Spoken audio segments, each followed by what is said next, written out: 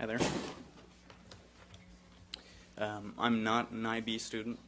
I graduated as an AP Scholar with honors, but I wish I was an IB student. My family moved down from Orange County in 2001 to go to Bonita because the projection of the talent that was at Bonita, not just Mr. Phelps, but Mr. Helly, Dr. Mardall, Ms. Eckstein, and so many other professors, teachers, professors, mentors were there. And I guess I'll take a different angle. I applaud you guys for wanting to make cuts because you've been under investigation by the SEC, by the state, the California School Information Services Fiscal Crisis Management Team. So you have to make cuts. But in my mind, at least from what I understand, you are fiduciarily responsible to the students. So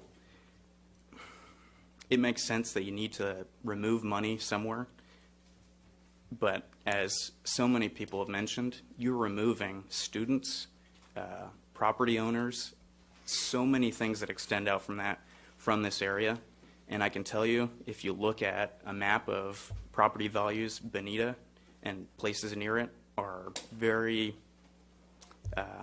they're worth a lot of money. So you're removing people that are contributing a lot more than other districts. So as Sun Tzu would say, the general who makes many calculations will beat the general who doesn't in 100 battles every time. You, as an entity that is Vox Populi, the voice of the people, need to be good stewards of this area.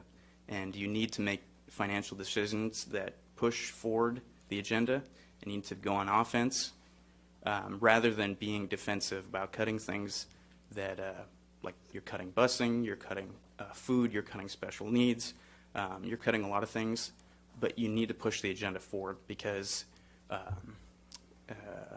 people not going to school, as the superintendent mentioned on her website, they're down 1%. She mentioned that $18 million were gone. But you guys are in a deficit of tens of millions of dollars, and it doesn't make sense that you're cutting the one thing that brings the most value to this district. You're getting rid of parents, you're getting rid of students, you're getting rid of teachers. Someone talked about economics. This is human capital. We are all here in this locality talking to you now. I've waited 5 hours to talk to you for a couple minutes because this is so important to me. You have the weight of this community in your hands, and so I urge you not to cut the funding for this impactful man right here and the people that have stayed here for decades to teach all of us. And I hope you guys choose wisely. Thank you.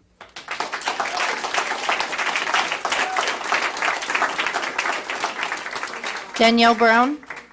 Now, President Tarantino, could you indulge me for 1 minute? Sure, Mrs. Hall. Yeah, for the record, I just want to make sure everybody understands we haven't cut any position. So I think that's what the superintendent said at the very beginning was preliminary allocations were sent out, and as per normal practice, every year they've done it this way. They don't have those allocations stated at this point in time.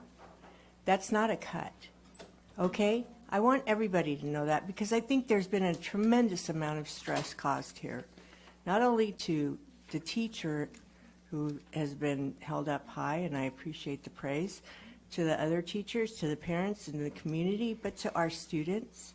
I think that is totally unnecessary. And I just wanted to make sure that everybody understands that because we have been sitting here for 4 hours listening to that. And it seems like although it was stated, it hadn't sunk in. So thank you. Thank you, Mrs. Hall. Let's continue. Danielle Brown.